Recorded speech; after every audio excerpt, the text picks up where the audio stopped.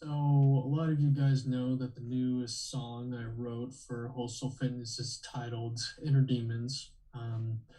And so I just thought, there's a lot of things we could talk about when as revolving around inner demons. And so today we're going to talk about what are inner demons, why they exist, and how we can overcome them. Okay. Um, So I thought it would be fun so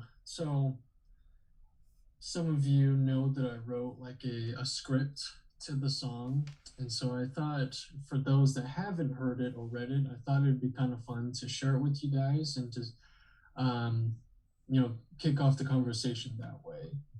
So okay, I need to pull it up really quick. I apologize. A better way was thanks you for being patient with me. You don't have to apologize. Thank No you for your sorries. patience. Yeah, no sorries. Thank you for being patient with me. Yeah. You want Okay, the so background music going too? Um, no, you don't have to. I Okay, think we'll just focus on like the story and creating the image in our minds. So, coolness. okay, so this is how it goes. Okay. So you're sitting at a cafe enjoying your meal. The sound of cars whistling by, the clanking of the dishes, and the chatter of the various patrons fills your eardrums. You ask for the check. While you are waiting for the waitress to return, you feel a little uneasy. Someone is watching you. You scan the room only to notice an innocent little child staring at you, watching you, while their parents are conversing with one another and enjoying their time together as a family. Not thinking too much of, you offer a slight smile back to the child and continue waiting for your check. Once your meal has been paid for, you decide to use the restroom before heading home. You can't help but notice the feeling has returned. Someone is watching you. You turn around to hopefully find the child again, staring at you. But family is gone. No, it's somebody else. You scan the room, but everyone is simply minding their own business. You walk into the restroom to wash your hands. No one else is in there. After all, it is a single use restroom. You arrive at the sink and start washing. Maybe the uneasiness was some bad food following up inside you trying to digest. But no, that can't be it. Once you are finished, you turn off the water. You look up at the mirror only to be greeted by a shadowy figure standing directly behind you. You let out a gasp as you quickly turn around. It's gone. A wave of emotions comes crashing down on you. You feel scared, confused as to what that was, and your heart is throbbing in your chest. You exit the restroom and you notice a patron waiting there. He asks, "Are you okay? You don't look so good." You reply, "I am fine," and without a moment's notice, you leave. As you're returning home, pondering what you just witnessed back there, you realize that you still feel like someone is watching you. You are feeling anxious, paranoid, and scared. Your eyes frantically shift through your surroundings, breathing is becoming quicker, and your heart is rapidly picking up speed. Because of the franticness in your eyes, you only vaguely notice a shadowy figure across the street, standing behind a tree. Paranoia and fear kick in, and you start to run. As you run endlessly, you notice an alleyway as an escape route to avoid whatever it is that is watching you. As you run down the alleyway, you stop to catch your breath. You glance behind you. No one is there. You turn your head to continue forward, only to behold the same shadowy figure you encountered earlier at the cafe. You finally gain control of your legs and you begin to run away from it, only to be blocked by two more shadowy figures. You are surrounded, trapped, and they are inching closer to you. Not knowing what to do or what they will do to you, you choose to defend yourself and fight. A fight breaks out amongst you and the shadowy figures. Two of the figures lunge at you, but you are able to subdue one of them and throw them into the other, knocking both of them into the wall. The solo shadowy figure latches onto your back to strangle you. You attempt to slam your back into the wall, and as you do so, you can feel the grip loosen. You then grab a hold of the figure's arm and throw him over your shoulder. Unfortunately, while the figure's in the air, it twirls and then lands on his feet with ease. Not a moment too soon, it charges at you. You charge back. You both jump in the air, about to make contact, and the perspective circles the two of you while you're paused in the air. Motion continues, and you both land your blows. You are blown back and land on your back. Your organs feel rattled from the landing, and you let out a cough. You get up and see the figure doing the same. Out of adrenaline, you charge at it as fast as you can. You throw your punches, only to land a few hits. The figure gets a quick blow to your stomach, knocking the wind out of you. They then target your face, but you dodge it by bending backwards. You then run up the wall closest to you, kick off with your foot, and land a punch so hard it sends it flying into the wall parallel to you, cracking the bricks around the impact area. The figure then slumps to the ground, completely still. You survey the scene and confirm that none of the shadowy figures are moving. You won. In pain and with adrenaline rushing, you walk away, scenery blurring. Your perspective then shifts downward to the shadowy figure slumped over. The face begins to reveal itself. It's your face. So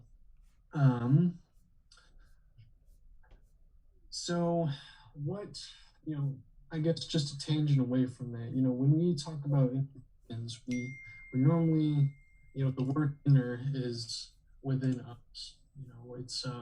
It's something that we personally are feeling and something that's personally happening to us. My question to you guys is, what is your definition of an inner demon? Can I say something really quick? Absolutely. So I know and I have met Ip Man's son. So that man right there, as I've met, and I know his son because his son taught a person the entirety of Wing Chun Kung Fu, which taught my teacher Kung Fu, and my teacher taught me. And so I've met Ip Chung, which is the son of Ip Man. That's cool. Yeah, that's awesome.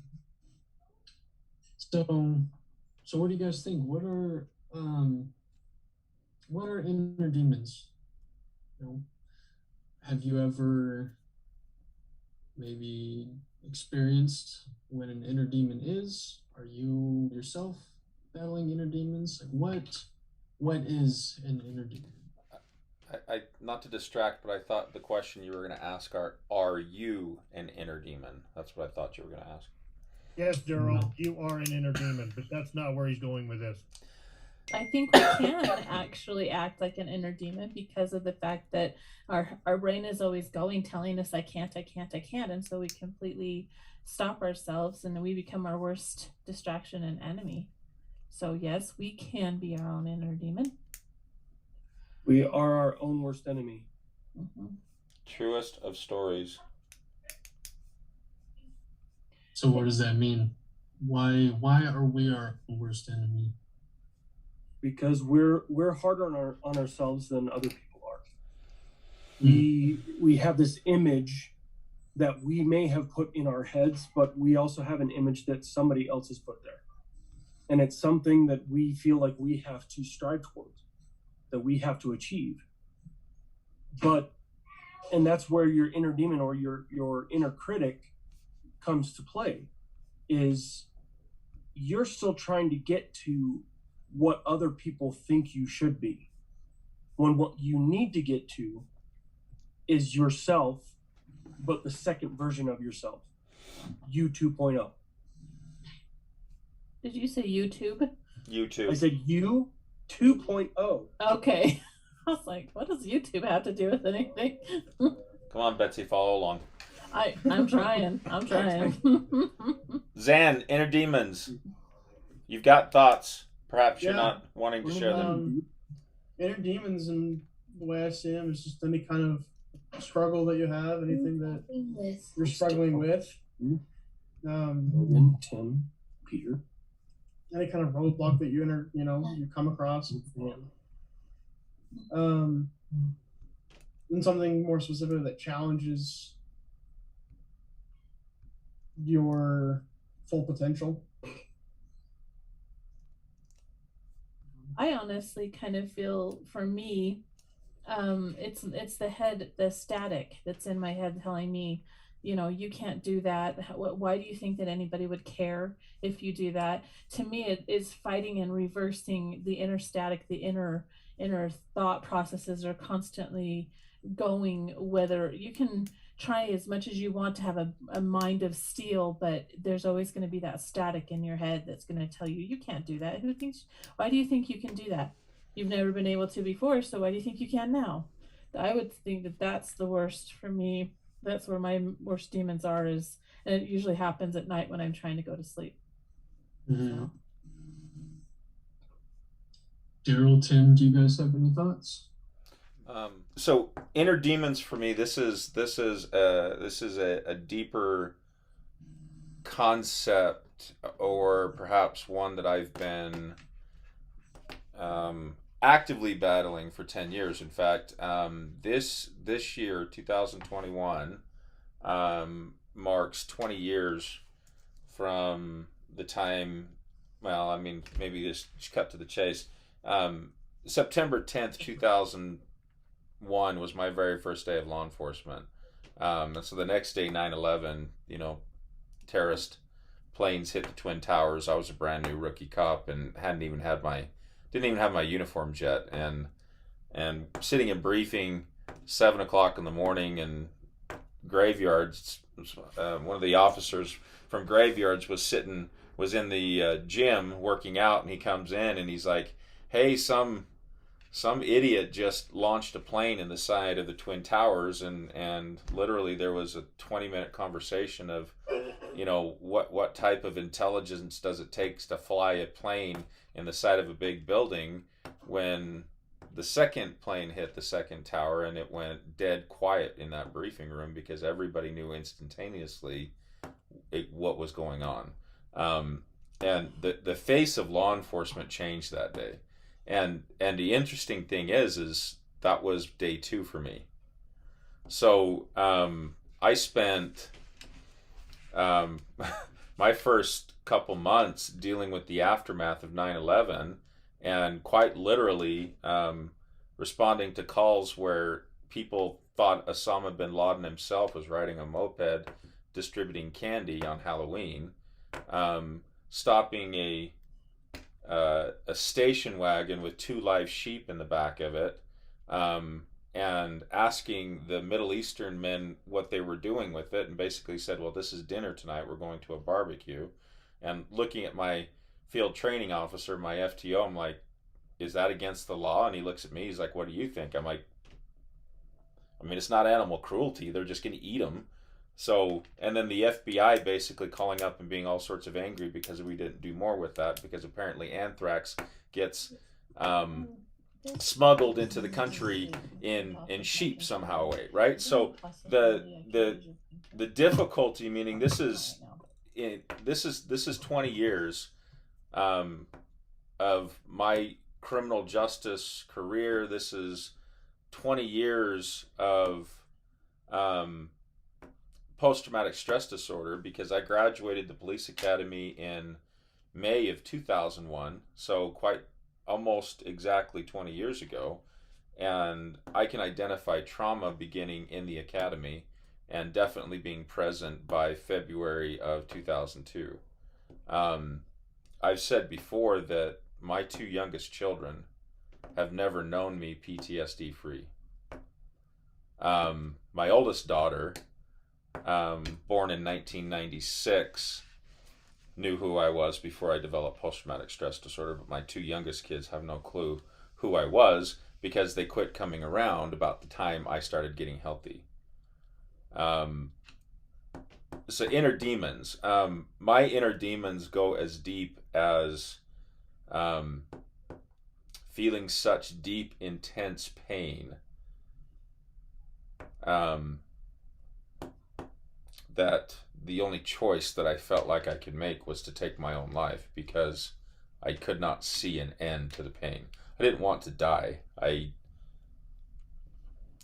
couldn't take the pain any longer because there was no light at the end of the tunnel. There was no end to the trauma and the turmoil and the loss and the end. And this is, right, all of this came down to a head almost 10 years ago. So for the last 2 decades, for the last 20 years, I've been battling not only myself, but I've also been battling what I call the darkness that is just present in this entire world. The horrible things that humans can do to other humans. I graduated the police academy, and I was actually just thinking about this morning, actually, when I was driving into work. I graduated the police academy with the vigor and the zeal, knowing that I could save the world all by myself in 6 months flat. 6 months into my law enforcement career, I knew the world couldn't be saved, but I was unwilling not to try. And that fight against the darkness in the world quite nearly consumed me and quite nearly cost me my life. And so the concept of inner demons to me is a battle between light and dark. And choosing to stand in the light because light is more powerful than darkness. These demons that plague us, and Betsy says that continual buzz in your mind that you're just not good enough, you're not smart enough, you're not strong enough, you're not whatever, you fill in whatever it is, right? You're not that, and you'll never be that. Trying to shut off that voice inside of your head, trying to, and in some circumstances, placing yourself at tremendous risk because it's the right thing to do and it's what helps other people. Daryl, I think I can understand the pain that you're talking about because there came a point in my life where I actually have never experienced apathy the same as I did at that. I actually was comforting my best friend because I was going to die. She was crying and I had no reaction to it. I was going to die because of the surgery, and I was comforting her to the point where I had such apathy that I didn't care anymore because I shut the pain down. It was too intense, too much, and I actually had to learn how to find me again because there was no emotion. There was no happiness or no joy, no pain, no sadness, nothing.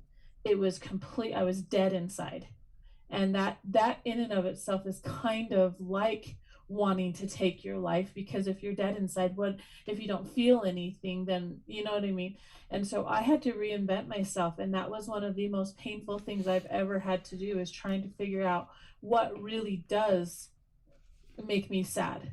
And I'm still dealing with unpacking emotions from years and years of painful dealing with surgeries and all the things that I've dealt with. I unpack it almost every day on purpose, and I'm coming up with deeper and deeper things that are hard. I don't like it, but I literally sit with it because I don't want to ever get back to that point where I was so apathetic I didn't feel it all. But see, Betsy, that's the exact process, that the unpacking, and sometimes you got to get out your excavator when you're talking about the skeletons in the back, buried in the backyard, right? Mm-hmm. Sometimes you're getting out the excavator, digging a big old hole. Sometimes you're dynamiting. Sometimes you're doing something. Basically, you're unearthing the crap and the garbage and the pain and everything that was too hard to deal with. You've got to open it up and you got to deal with it. You got to get into it. And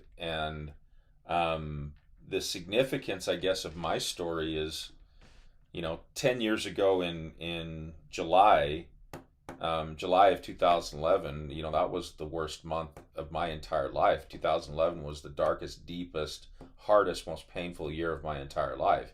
And from that pain, I mean, two things, right? From that pain came a need. It wasn't a desire. I had no other option but to start dealing with it. I had no other option but to start looking inward. I had no other option than to do something with it. and facing that pain and facing that fear and facing that demon, looking inward and actually, metaphorically speaking, right, approaching the door that you are terrified to open because you have no clue what's behind it. And your worst, deepest, darkest fear is behind that door. And what's interesting is when you finally find the courage to unlock and open that door, you're not going to find what you expect. You're going to find the exact opposite.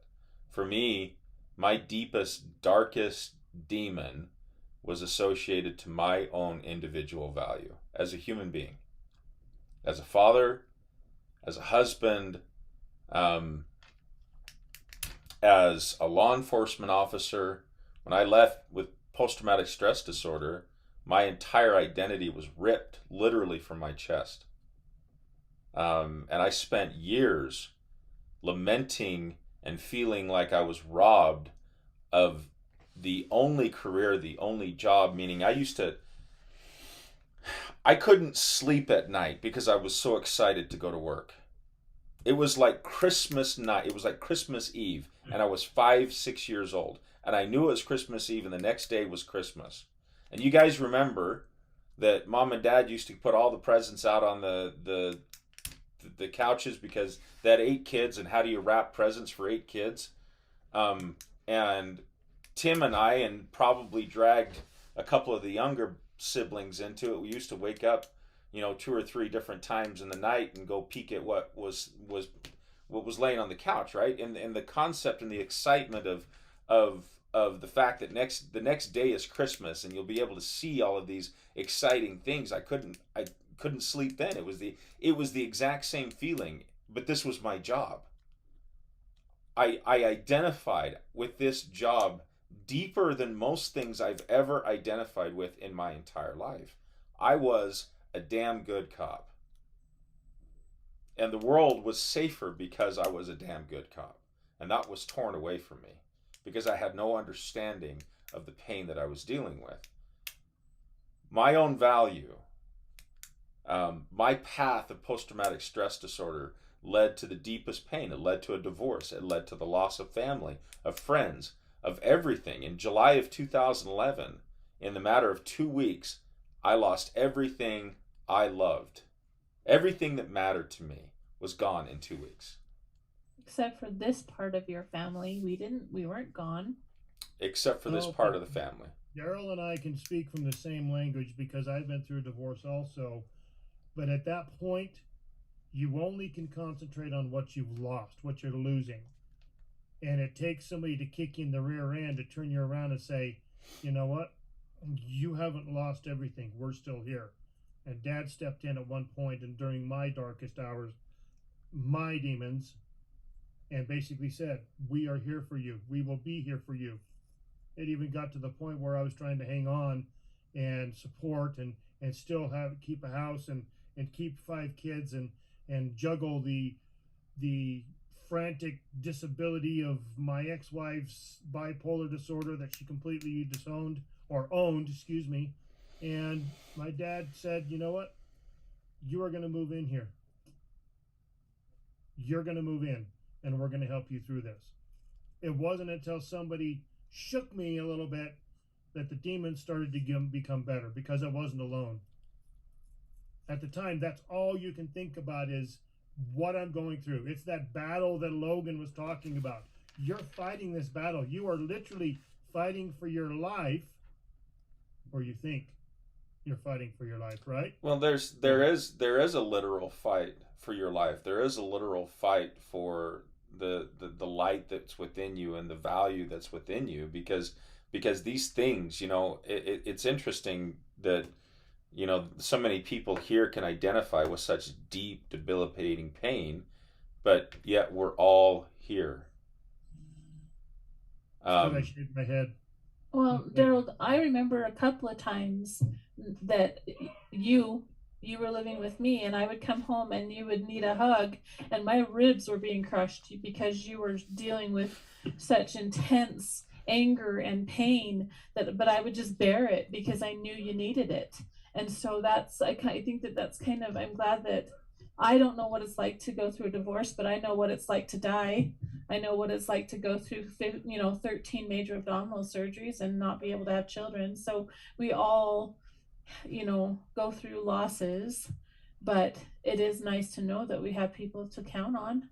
So I like the metaphor that Logan created of the concept of this shadow that's ominous, and it's watching, and it's just around the corner, and it's just behind you, and it's just out of sight, and it's just out of reach, but it's there, and you know it's there. And then at some point it becomes present, and the fight is on, and the fight is real. And the fight is next slide, Logan, and because where we're at right now in the conversation, this next one plays perfectly. Yeah. It says we're all searching for someone whose demons play well with ours. And so when I read that, I thought this was really interesting. And so I wanted to see what your guys' thoughts were on this quote, because I think, it's, at least in my mind, it's almost abstract. Like it's hard to really comprehend what that is saying. So I guess, I'll just bring it to the table here. What do you guys think about that? Tim, do you want to bring it up again just so they can reread it? I'll bring it up again. I think it comes down that misery loves company. You know what I mean? If you're miserable, you're going to search out people that are miserable that are going to say, oh yeah, you should totally feel like that. I can see why you feel like that. I think that's kind of where sorry, Tim, I kind of was talking over you. You're fine. Where I was going to go with this, you're absolutely right. Daryl, at his point in time, when he was at low, ex-wife leaving, losing the kids, all of this stuff, where did he go? Someone who had a similar demon, and he was asking advice. What should I do? Whether he followed it or not was irrelevant. He asked. So, I shared. Because why? We shared a similar experience. So the what first came to my mind was that Bible phrase of mourn with those who mourn and comfort those who stand in need of comfort. And so this can be you can spin it either direction, right? It's got a positive and a negative connotation. The misery absolutely loves company, and there are some emotional people out there that their entire intention is to drag and destroy because they themselves feel so horrible and so miserable. They want the entire world to burn because they feel so bad. And pain is an interesting phenomenon. Pain is an interesting concept because there are those people in this world who, when they feel pain, they cause pain to others. Mm-hmm. And there are people in this world who, when they feel pain, they alleviate pain from others. And I have been both of those people. Yep. Here's the question. I'm going to ask Peter this question. At what point do we stand up and fight back? Fighting our inner demons. At what point do we fight back? And if you're going to speak, you got to unmute yourself.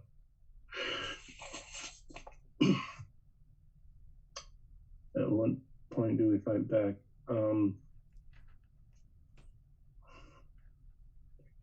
I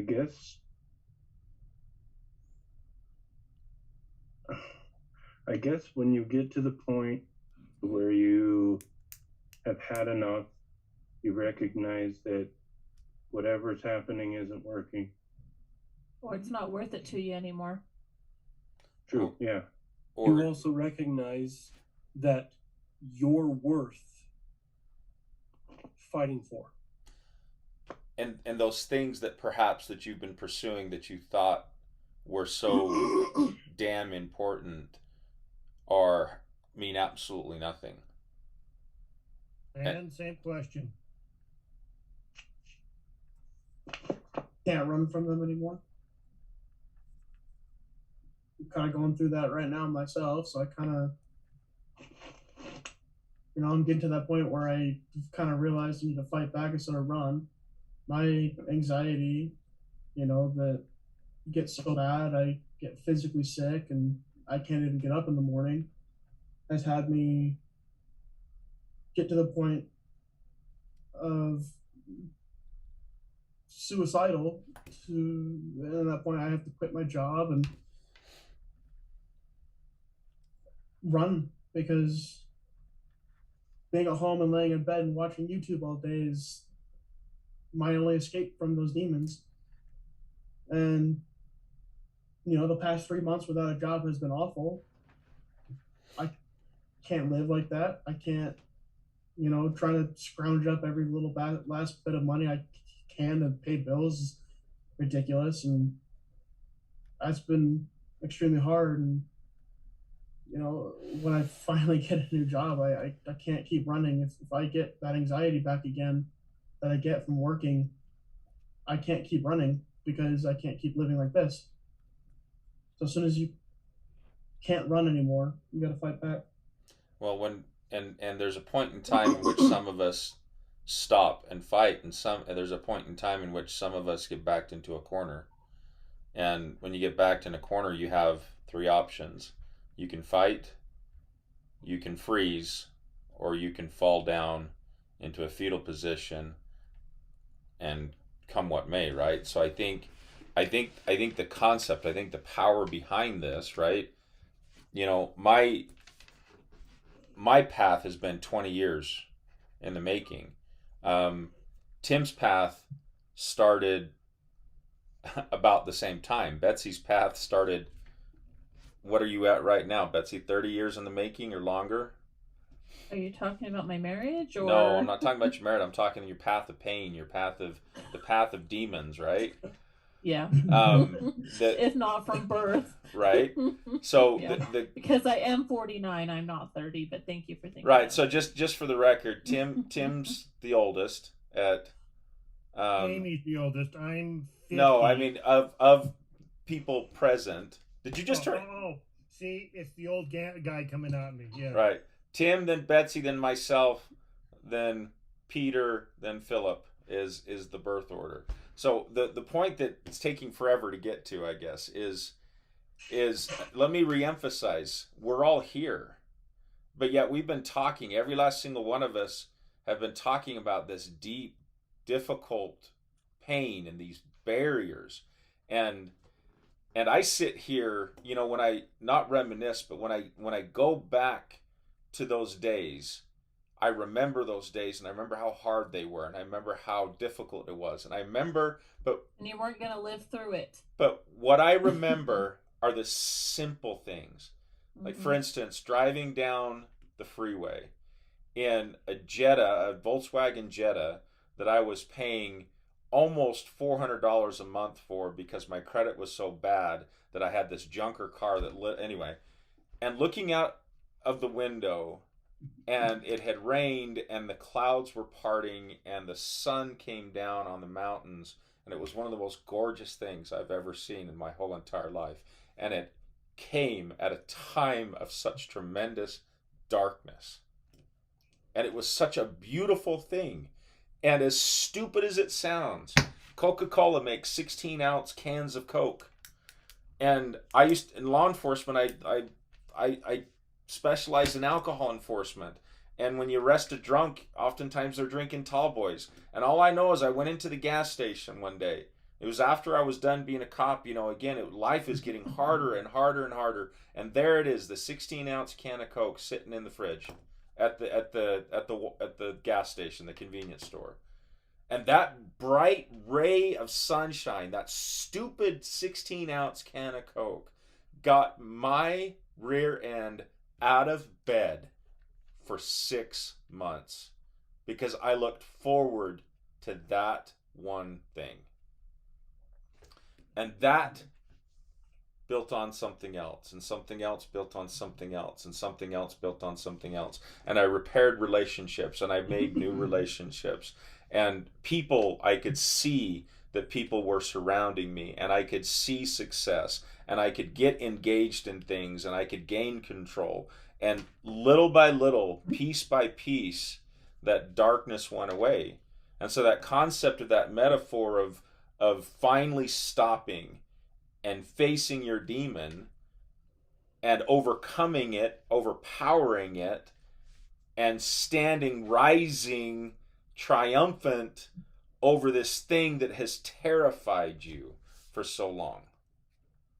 Finally And you went realizing through that you it. have the power and the strength within you, and you've always had the power and strength within you to overcome And we're going that. to call that desire, purpose, and belief. That makes these demon slaying, Philip, greenhouse Yes. killer, Mm-hmm. demon slayer, yes, easier. You say greenhouse filler? Yes, because Green- Philip used to greenhouse watch killer. with a knife and slice holes in all the greenhouse skins. Killer. Okay. House. But hey, at least it was the greenhouses, not neighborhood pets. Was that even an option, Philip?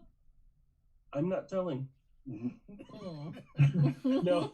So, but what I was gonna say is there's something that I've been putting together, but we all have our demons that we fight with.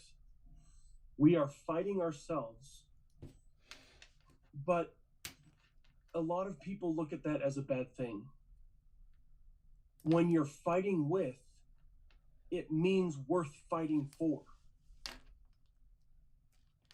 So the question is why are you fighting Phil. with by yourself? Right.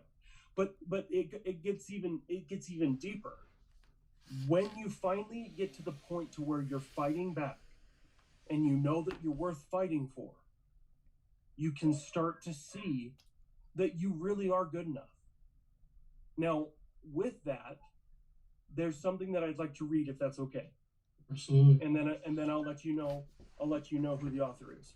Yeah. I'm gonna go blank here for a second, but The author is You went Philip's blankety iPad. blank.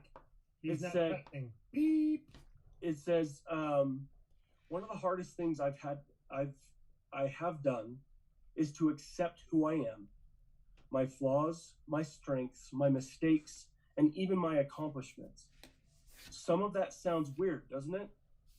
Why would it be hard to accept my accomplishments? We live in a world where fame, fortune, perfection, and glory is not just on display, but pushed into us as we should have as things. Hold on. Things we should want to archive. And when we compare ourselves to these fake realities, it diminishes our perception of our worth. The worth of what we have and can accomplish. When we look at social media as a guide on how we should live, we lose sight of who we truly are. We tend to think that our best isn't as meaningful as our neighbor's best, that our bad days are somehow worse than our friends' bad days, and that our accomplishments are real accomplishments. However, there is a fatal flaw in this thinking, one that could destroy our hearts. What is this fatal flaw? It's that our value is dependent on our accomplishments, our awards, our bank accounts, our social media posts. No, it isn't. It isn't even affected by our flaws, our bad days, or even our mistakes and bad choices. You, my dear friend, have a worth that cannot be hid under a blanket of darkness. Your worth is above that of all the treasures of the world combined. How can I say that with a straight face and full of conviction? Because you are. You have strengths no one else has. You have a path in this life that no one else can do. And all you have is to accept this universal and unchanging truth that you have a worth greater and more meaningful than you can imagine. It's an amazing truth, but it can be difficult to accept and align this truth with our perceptions and emotions we hold of ourselves. So how can we accept this truth? How does one go about accepting truth? We study the facts. We ponder about the logistics and the information and come to the conclusion you have been wonderfully and purposely created. No one is perfect or has a perfect life, but each and every one of us have many wonderful characteristics and skills, talents and gifts that can enhance our lives, but also those we can come into contact with. I have heard the advice many times throughout my years that when I am feeling down or bad about myself and my life, serve others. When we stop for a short time and focus on our energy and efforts helping to lift someone else, to brighten a friend's day or to ease the burden of a neighbor, we feel the sun shining a little bit brighter. We feel happiness a little bit deeper, and we tend to feel our own burdens lessen. So what does helping others have to do with accepting this universal truth about your self-worth? When we are able to step out of our own mind for a minute, take a breather, we may just be able to see the validity of those words. I do promise you that this truth of invaluable worth applies to you. With my whole being, I promise it does. So now that I hopefully have planted the seed of this truth in your heart and mind, what can we do next? When we are surrounded by darkness, it's hard to feel the warmth of the sun. So we need to work on surrounding ourselves with light. We need to start feeling about who we are day in and day out. We need to feel that dopamine when we accomplish a task or our to-do list, no matter how big or small it may be. We don't need to be stuck where we are in life. We all have the ability to change. Isn't that just a cool concept? I would hate to be stuck as the same person I was as a teenager, a young adult, or even the same person just a few years ago. I was told a story recently. A man in his 80s and his son kept telling that he needed to drink more water and eat more fruit. His son wanted him to be healthier, live longer, and feel better. The older man's response was, "I am almost 90. Why should I start now?" The old man ended up passing away some time later. And as the son went to help clear out his dad's house, he found fruit on the table and water bottles in the fridge. Never discount your ability to change. You may be saying, change is hard. Change is overwhelming. And I don't know where to start. And that's okay. Wanting to change something is always the first step. I do need to offer a word of caution. You do not and will never need to change anything about yourself. Remember that you need to accept your strengths. And if you have no idea what they are, think about things you love doing and things that you can do well. Can you keep your desk or purse organized? Strength. Can you talk on the phone? That's a strength. Can you listen well to others? That's a strength as well. Do you think about other people's strengths? Only think about what you can do. You don't have to think about other people's strengths. So now that we have a starting list of our strengths, because you will continue to add to this list, it's time to think of one thing to improve on. And there is no rules to what this is. Do you want to wake up early? Do you want to learn a new language? Do you want to eat healthier? Do you want to get a job? Do you want to stay at a job? What you want to work on is all up to you. Now comes a life-changing life hack. It's 3 simple words, but they are so simple. Good, better, and best. Good, better, and best. What does this mean? Well, think of it as 3 tiers. Good is the first level. better is the next, and best is the top.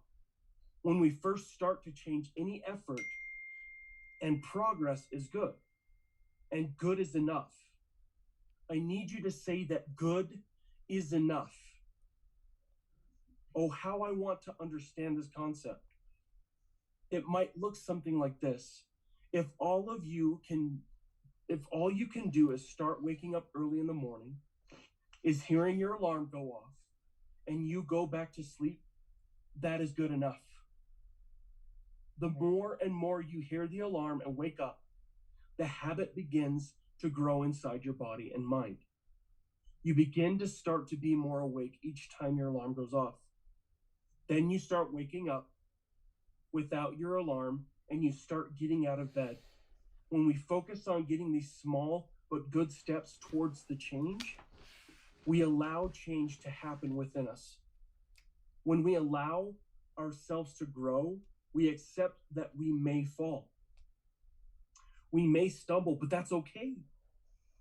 And we accept that it's okay to not be perfect. It's okay to not be okay. But that's good. That good is enough. We will make more everlasting changes, meet more of our goals, and become more successful in our lives. So say it with me again. My good is enough. So what's next? Well, we will talk about that another time, because I want you to say it again. Your good really and truly is enough. Your wife is an exceptionally talented individual, Philip.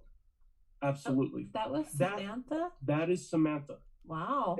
That was her blog. That's her blog post. So that she's going to be posting here next. When you started reading this, the first thought popped in my head. I'm like, that Samantha wrote that. And then halfway through it, I'm like, please tell me Samantha wrote that. And then she threw out the good, better, and best, and it's like, yep, perfect. That was Samantha. She wrote that. And I could not have articulated that any better. That was perfect. Yep. She allow you to post that on 28 for 28? Well, the problem is that Daryl's going to need to reset her password so we can get her email set up. It's a password to go on the 28 for 28 Facebook. Tim, it'll be posted on the blog, and then we can give it access a link to the blog on the 28 for 28. Okay. Well, Philip, tell her that she's a beautiful writer. She is, and she's actually going to start writing blog posts for us. That's awesome. I'm super proud of her. It was amazing. Yeah. Oh, Logan, bring us home. Yeah, so gosh, I mean, I had a whole lot of thoughts, and then as soon as the spotlight came to me, it all went away. But no, I really appreciate the thoughts and experiences that were shared today. I know it's kind of diving deep within ourselves, which is really uncomfortable, but I think this is a good topic to talk about, because a lot of the people that we'll be mentoring, they do have their own inner demons, and they are going through those experiences. And, us going through our own demons, that allows them to feel comfort and to have a friend and feel like they're in a safe community, like that post that I shared. But it's true. I mean, yeah, the other one, Tim. Well, there's that one, but there's also. Oh yeah, that one also. But yeah, I mean, we are enough, no matter what our demons are. I especially like the end of this quote that says, "If you do not conquer them, then a life of 100 years is a tragedy. If you do, then a life of a single day can be a triumph." And I think that goes along with just counting our blessings, like Daryl was kind of touching on with his experience. Counting the small things and figuring out those little things that have the biggest impact. It's the things that mean the most don't ever have to be some revelatory, huge, extravagant experience. It could just simply be a smile from some random stranger at the door. It could be you just going to the ice cream store and getting your favorite flavor of ice cream, or it could be the sun coming up in the morning. It doesn't matter. But no matter what we're going through, we're enough. And you know, it's scary to dive deep and to accept those inner demons and to decide that we're going to face them. But once we face them, you know, I like what Daryl shared. You'll be surprised that it's something that's something totally different than what you thought. And you know, we just have to just have the courage to stand up against ourselves and against the negativity that we might bring upon ourselves. So Like I said, just remember, if we're fighting with ourselves, then that means that we're worth fighting for. yeah, absolutely.